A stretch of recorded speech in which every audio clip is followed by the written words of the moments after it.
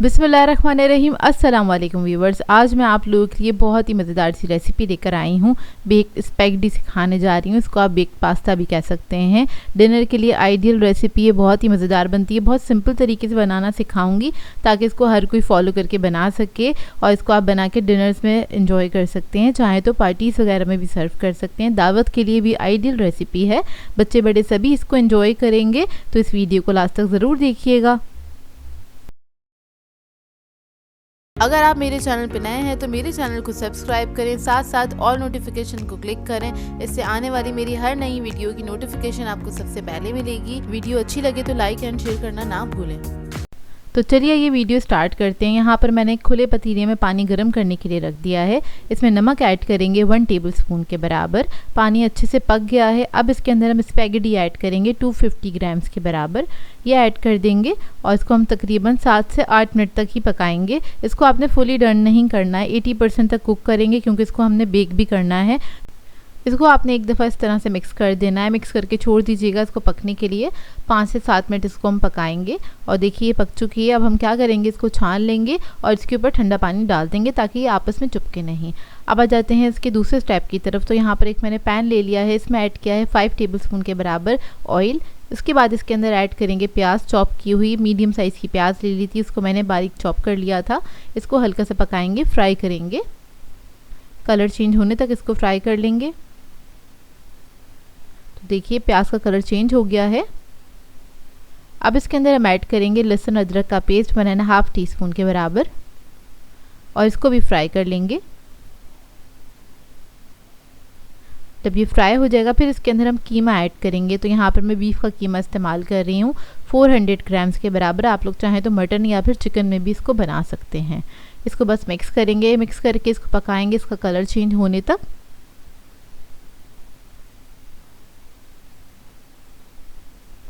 जब कीमे का कलर चेंज हो जाएगा फिर इसके अंदर हम ऐड करेंगे टमाटर। तकरीबन 3 अदद टमाटर ले लिए थे बड़े साइज़ के, वो ऐड कर देंगे इसके अंदर। और फिर इसके अंदर हम मसाले ऐड करेंगे। तो इधर मैं ज़ीरा पाउडर ऐड कर रही हूँ 1 टीस्पून के बराबर। लाल मिर्चों का पाउडर ऐड करेंगे 1.5 टीस्पून। हल्दी पाउडर ऐड करेंगे 1/2 टीस्पून।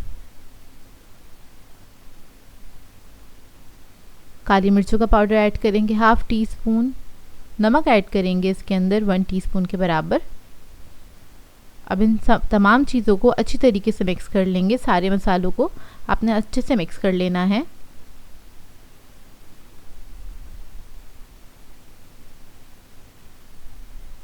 इसके बाद इसके अंदर हम पानी ऐड करेंगे 1 कप के बराबर। पानी ऐड करने के बाद इसको मिक्स करेंगे और कवर करके छोड़ देंगे पकने के लिए जब तक हमारा कीमा गल नहीं जाता।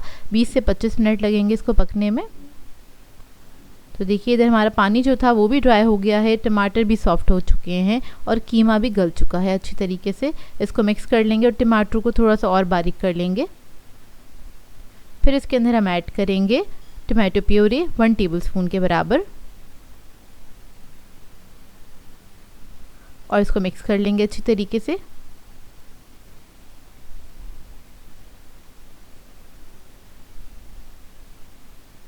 इसके बाद इसके अंदर ऐड करेंगे चिली गार्लिक सॉस 3 टेबलस्पून के बराबर। हॉट सॉस ऐड करेंगे 1 टेबलस्पून। सोया सॉस ऐड करेंगे 1 टीस्पून। यहाँ पर मैं डार्क सोया सॉस का इस्तेमाल कर रही हूँ। ऑरिगेनो ऐड करेंगे 1 टीस्पून के बराबर। इसको मिक्स कर लेंगे अच्छी तरीके से।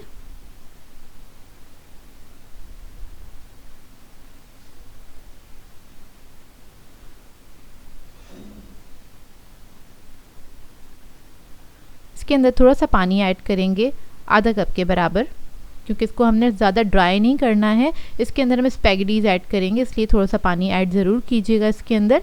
और पानी ऐड करने के बाद आपने बस मिक्स कर देना है। फिर हम स्पैगेटीज़ इसके अंदर ऐड कर देंगे। स्पैगेटीज़ ऐड करने के बाद आपने इसको मिक्स कर लेना है अच्छी तरीके से। जो कीमा है वो अच्छी तरीके से स्पैगेटीज़ के साथ अच्छे से मिक्स हो जाना चाहिए। अगर आप लोग स्पैगेटी के साथ नहीं बनाना चाहते हैं तो आप लोग पास्ता के साथ भी सेम रेसिपी बना सकते हैं। तो ये देखिए बस इसको आपने मिक्स कर लेना है अच्छी तरीके से। तो ये मिक्स हो गया है। अब इसका हम सॉस बना लेते हैं। तो यहाँ पर हम वाइट सॉस बना रहे हैं। उसके लिए एक पैन ले लिया है, इसमें ऐड किया है 1 टेबलस्पून के बराबर कुकिंग ऑयल। फिर हम इसके अंदर बटर ऐड करेंगे, मक्खन ऐड करेंगे 1 टेबलस्पून के बराबर। इसको मेल्ट कर लेंगे। जब ये मेल्ट हो जाएगा फिर इसके अंदर हम मैदा ऐड करेंगे 1 टेबलस्पून के बराबर और इसको भून लेंगे। मैदे को आपने तब तक पकाना है जब तक इसमें से एक अच्छी सी खुशबू ना आने लगे। इसका कलर चेंज नहीं करना है, हल्की आंच पे पकाइएगा। और जब खुशबू आने लगेगी उसके बाद आपने इसके अंदर दूध ऐड करना है।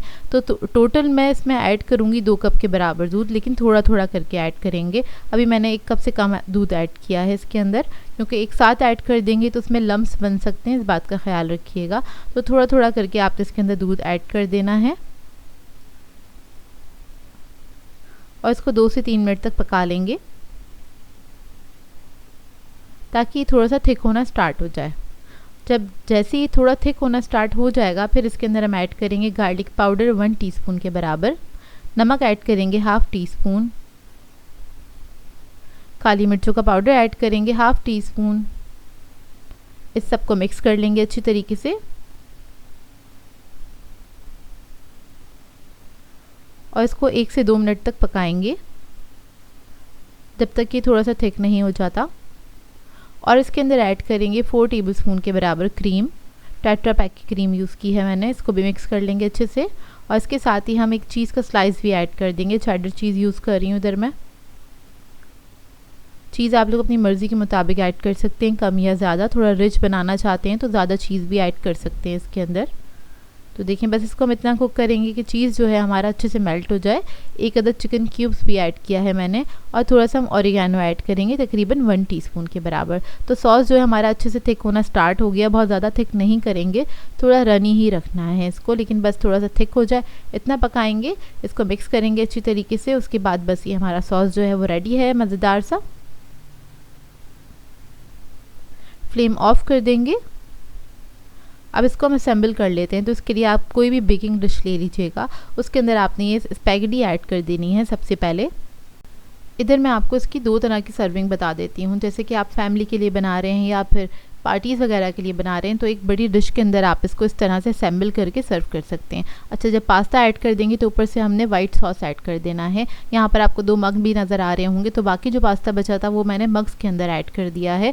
तो इस तरह से आप लोग मग्स में या फिर स्मॉल कप्स होते हैं या फिर डिस्पोजेबल कप्स भी जो मिलते हैं फॉइल के, उसके अंदर भी आप सर्व कर सकते हैं। जैसे कि बर्थडे पार्टीज़ वगैरह होती हैं और आप इसको 1 बाइट भी सर्व कर सकते हैं, 1 और 2 बाइट्स के हिसाब से। तो आप इसको कप्स के अंदर निकाल के बेक कर सकते हैं। ऊपर से हमने चीज़ ऐड कर दिया है, थोड़ा सा ऑरिगेनो ऐड करेंगे इसके ऊपर। तो देखिए रेडी हो गई है। अब इसको हम बेक कर लेंगे ओवन के अंदर, तकरीबन 180 डिग्री पे हम बेक करेंगे 20 से 25 मिनट के लिए। तो देखिए यहाँ पर हमारी डिशेस जो हैं बहुत अच्छे से बेक होकर आ गई है। इसको आपने गरम गरम सर्व करना है। बहुत ही मज़ेदार बन के तैयार होता है ये पास्ता।